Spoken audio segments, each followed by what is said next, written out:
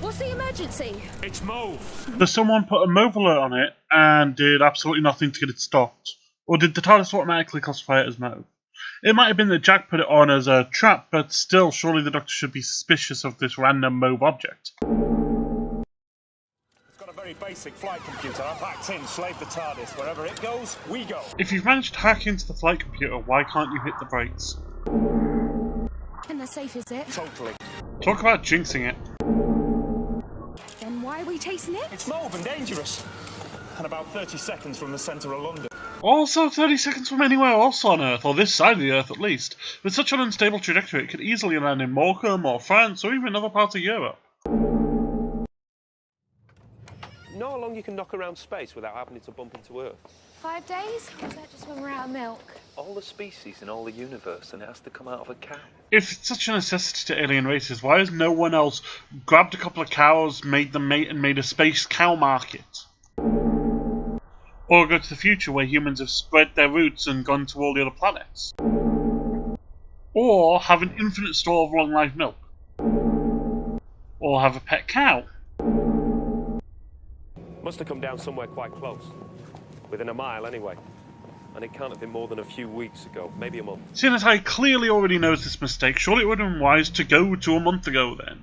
Or scan to find the exact moment. Arrive on landing day not a month after this dangerous artifact lands in London. And before anybody happens to mention the causal nexus, that doesn't count as A, it's not canon yet, and B, it doesn't happen until an interaction is made. He already knows before he even leaves the TARDIS. What's the plan then? You gonna do a scan for alien tech or something? Rose, it hit the middle of London with a very loud bang. I'm gonna ask. Why aren't you doing a scan? This is a dangerous artifact that arrived a month ago.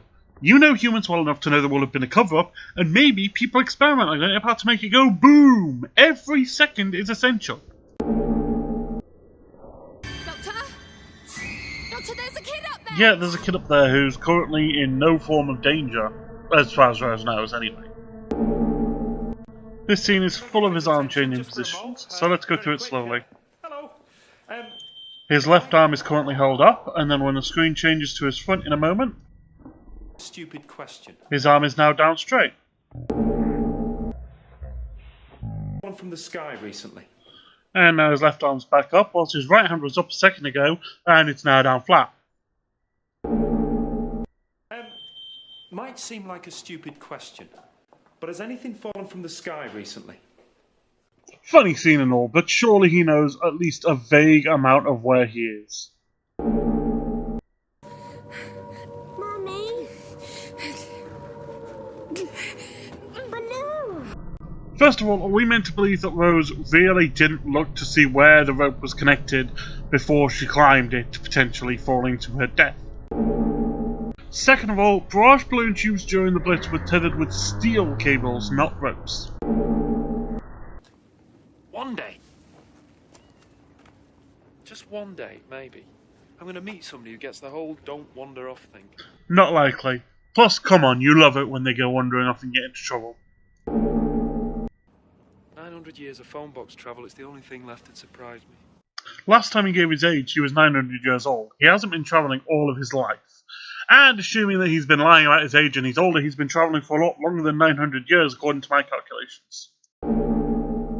An Anderson shelter is supposed to be sunk several feet into the ground and covered with earth. That one is not. Get those lights out, please. Everyone down for the shelter. Due to blackout regulations during the war, it was actually a criminal offence to show a light after dark, even if there wasn't an air raid. Meaning that these Army and RAF men are breaking the law. Fun fact, did you know it is impossible to do a fingered whistle with gloves on? The staff of Doctor Who clearly didn't.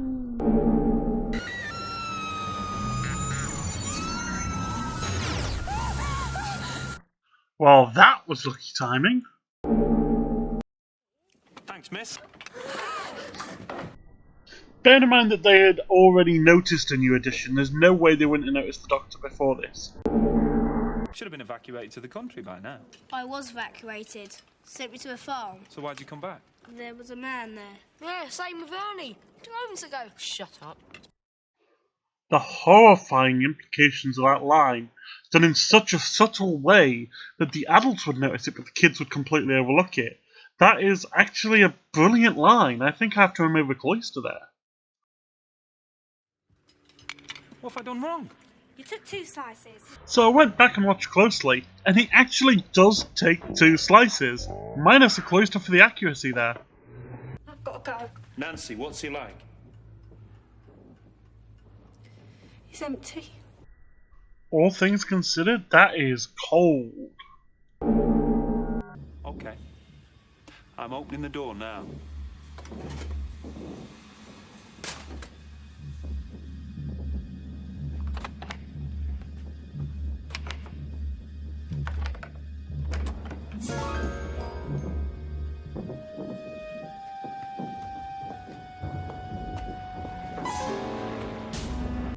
The child can't teleport or super speed or anything and didn't have time to get away.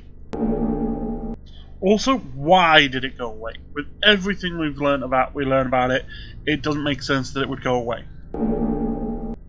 You can very clearly see Rose's hands, and there is no rope burn, despite that being an important point later on.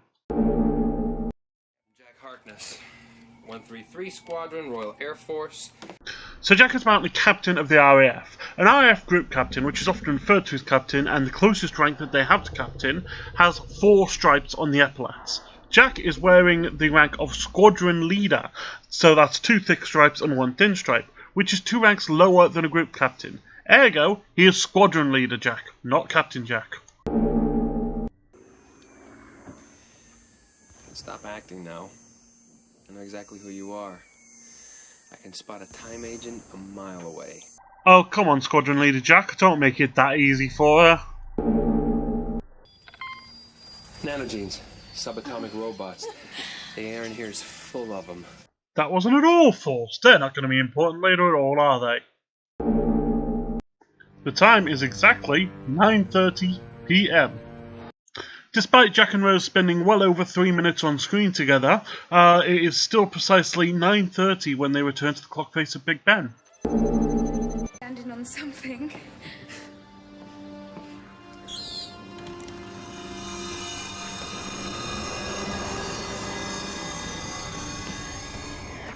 Yeah, just decloak a huge ship in the middle of an air raid, right next to Big Ben.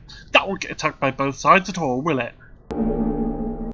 But in 2 hours, a German bomb is going to fall on it and destroy it forever. That's your deadline. That's the deal. Well, it's lucky that the time travelers came through exactly when he wanted them to, as opposed to going back to a couple of weeks ago, or in a couple of hours' time. I mean, otherwise this is entirely pointless. You are? Nancy sent me. You believe that Nancy sent him? Well, if I were there, I'd probably have a reaction a bit more like this. I don't believe it! These people, they were all caught up in the blast. None of them were. I don't believe it! This is impossible. No. They've all got the same injuries. Yes. Exactly the same. Yes. Identical, all of them. I think what the Doctor is trying to say here is... I don't believe it!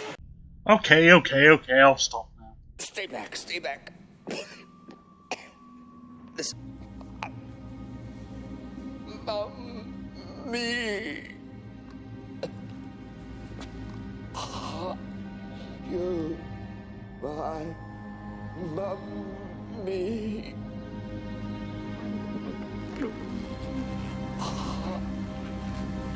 The whole transformation sequence, the deterioration, the effects growing, it's beautiful and frightening at the same time. I have to say that I actually believe that this is happening. It is so fantastic. Minus 1 cloister. However, remembering it's the nanogenes that are doing this, in every other act the nanogenes perform, they glow and they surround. Why is that not the case here? Oh, of course, now it's time for the obligatory 2-parter Everyone's in Danger cliffhanger time. Jack's vortex manipulator is on his left wrist, yet in every other scene, including 20 seconds earlier, it's on his right. I wanted to sell it to you, then destroy it before you found out it was junk. Okay, no, I touched on that earlier on, but now that we know that it's a con, Squadron Leader Jack's con entirely relies on them turning up precisely when he wants them to. If they went back a couple of weeks ago like they should have done, then his entire con would have been blown. Actually, if you think about it, it gets even more stupid. If they arrive a couple of hours late, then the ambulance is destroyed. If they arrive a couple of hours earlier, they have time to check up on it. Literally, it has to be within an hour or two of when Jack wanted them to turn up. Local color, I mean, Flag Girl was bad enough, but U-boat captain? Fun fact for you, Squadron Leader Jacket is actually spot on. The Doctor's leather jacket is a vintage 1938 German U-boat commander's jacket. Jamie, you're dead. Mommy. Mommy. Next time special! The Doctor, Rose, Squadron Leader Jack, and Nancy are all about to be turned into gas mask zombies. One cloister for each that appear in the next time trailer. I don't know what's happening here, but believe me, I had nothing to do with it. I'll tell you what's happening. You forgot to set your alarm clock. It's volcano day. Okay, that door should hold it for a bit. The door, the wall didn't stop it. Oh, no, move! Okay, bonus round time. So, this was a part 1 of a 2-part episode. They always have a sort of lacking of action, because you can't have the big final boss fight that you normally have. Despite that, this is actually a fantastic episode. It does a lot of setting up. It is a very complicated one. It is very tricky and it needs to get these little subtleties down. And it does it very well as introducing Jack. So it's a fantastic part 1. I'm going to have to remove one cloister. Then we have the little people of the episode. So Nancy and Dr. Constantine and things like that. They are very well done, and this episode, well, this 2-parter in general, does show the importance of the little people, so to speak. So I'm going to have to remove a cloister for that as well. And then finally, it's a bit of a tricky one actually, this one, because I actually don't find the gas mask zombies that scary. Saying that, despite that, there are some chilling scenes. I mean, I mentioned the transformation scene was beautiful. There's also the part where the child is scared of the bombs and trying to get him. They do so well, even if I'm not scared by the monsters themselves, they do things to make the monsters terrifying. So that is one more cloister to be removed. So, that gives us a grand total of 32, with a sentence of an unbelievable fate. I don't believe it! The Garnetto is the best. You will like, comment, and subscribe.